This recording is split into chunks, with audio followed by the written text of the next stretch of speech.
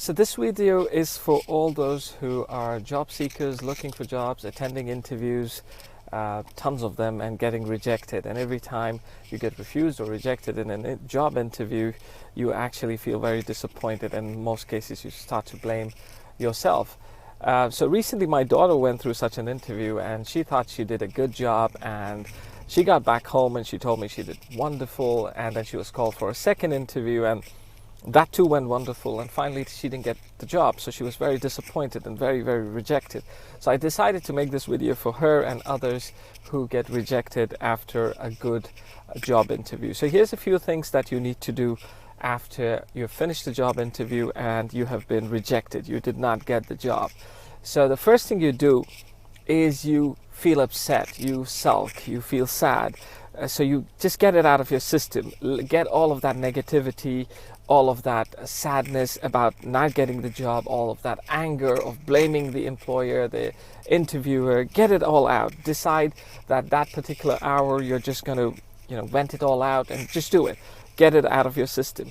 Once you're done with that, then the second thing you do is you start to analyze what happened at that interview. You go question after question that you were asked and how you responded, and try to observe during the interview the reaction of the interviewer. You can see it on their faces, whether they're paying attention, whether something caught their eye, whether they look interested, did they smile. Make notes of all of that, and what you do is go through all of that in your head and just pen it down on a piece of paper and say, okay, well, that question I think I got everybody's attention, or I didn't get anybody's attention. So just analyze what happened at the interview. The next thing is that if you've been rejected a number of times, if it happens over and over again, that means you're doing something wrong. And if you're doing something wrong and if it's not working, you need to get help. You need to talk to someone who can help you with your resume, your CV, someone who can help you with how to give an interview, skills specifically for that. So I do that myself. I've helped a number of people. Some of you might be watching this video right now, and you can obviously realize that the difference that happened after you took my tips and you attended job interviews and how successful those were, because there are some technical things you can do at a job interview that can actually help you land the job. So go seek help if this thing is repeating over and over again. Don't wait. The longer you wait, it just gets worse. Then the next thing that you need to do is you need to start looking at everything that you thought went wrong or was bad and start correcting it. So if there was a particular question that you thought didn't grab anybody's attention, didn't make anybody smile, make sure you work on it. You practice for it. You look at a lot of YouTube videos and try to find out what is the best way to answer that question. And you try to keep getting better and better. So with every refusal, you need to work on your mistakes. You need to work on your shortcomings.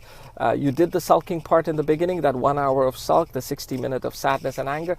Now you just keep working on yourself, because every next interview, you need to tell your mind, your body, this is the first interview. So you need to go with that kind of optimism to every next interview, even if you've been refused 50 times or 100 times. So what needs correction, address it, okay? Once you've done that, everything that you thought you did well in the interview and you gave yourself good marks, give yourself credit for it, because most people don't seem to realize that sometimes you don't get a job not because you did something wrong. It's because they have already met a candidate that was fit for purpose, and meeting you was just part of the whole exercise because you've been called for an interview, but they've already shortlisted somebody.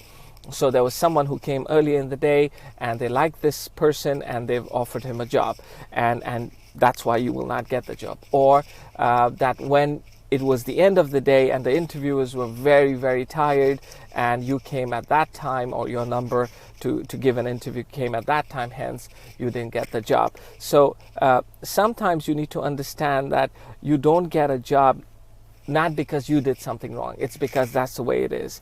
All right. Now there is one more thing that you can do which will really help you. The minute you, and actually this is the best tip I can give everyone who does not get a job. So what you do is, whoever communicated with you to call you for that job interview, you need to immediately send that person or if you've exchanged cards with the interviewer himself or herself, or the manager himself or herself, then you communicate with that person and you say, thank you very much for calling me today in for an interview. It was a pleasure meeting all of you. I think your company, your organization has great values and a great work culture and work ethics. I think this was a brilliant experience for me.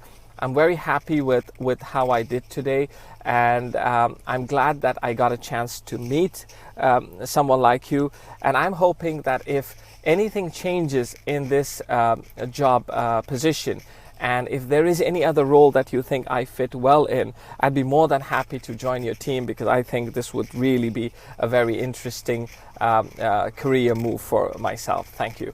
The reason for you to do that is always remember that when you get rejected, you still have a chance to put an impression on the people. So don't get too sad. Send out this last parting email, which is a very, very good card to put on the table. Let the interviewer, let the recruiter think about you and say, hey, this person is actually very good. This person is extremely professional. He or she was nice enough to send me an email, even though we rejected him or her. So kind of do that. Make sure your rejection email is your last card that could actually get you that job that you missed, or another job at that company. Or most importantly, let them think about what they're missing. Let them think about how good you really are. So use some of these tips once you get rejected, and I'm sure some of this or all of this could actually help you land a job, or at least give you enough positive influence within you to change the way you think about job rejections and job refusals.